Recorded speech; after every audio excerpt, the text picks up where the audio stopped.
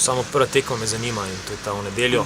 Pričakovanja, da na mesto 40 minut ali pa 45 minut odigramo kompletno tekmo na pravi način, da se v nobenem momentu ne podredimo načinu nasprotnika, kar smo se v Gorici, kar smo se v določeni meri tudi v Kopru, kar nam bo to ne zagotovilo, ampak dalo velike večje možnosti, da postanemo bolj učinkoviti, da imamo več strelov na gol in da na koncu mogoče malo bolj mirno zmagujemo tekme in da se nismo izpostavljeni nekim momentom prekinitvam.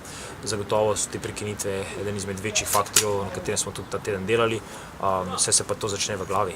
Biti mentalno močni, biti v vsaki sekundi pripravljeni se žrtvovati, da osvojimo žogo, ker samo s tem načinom lahko zmagujemo tekme. Zahtevam pa od igralcev, da v vsakem momentu želijo igrati nogomet.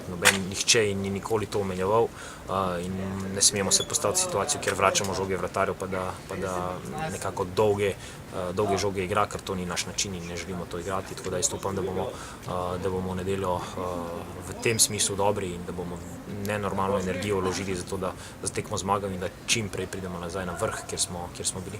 Zajec ima seveda kartone, Kronaveter ni treniral že 3-4 dni, je precej vprašljiv.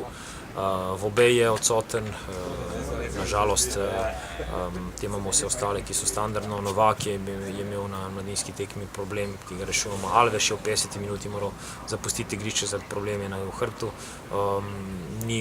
Ni super, ampak imamo dovolj igralcev in dovolj kvalitete, da prevzamemo odgovornost in da tekmo zmagamo. Računali smo na vse igralce v letošnji sezoni in ponovno računamo na vse tisti, ki so zdravi.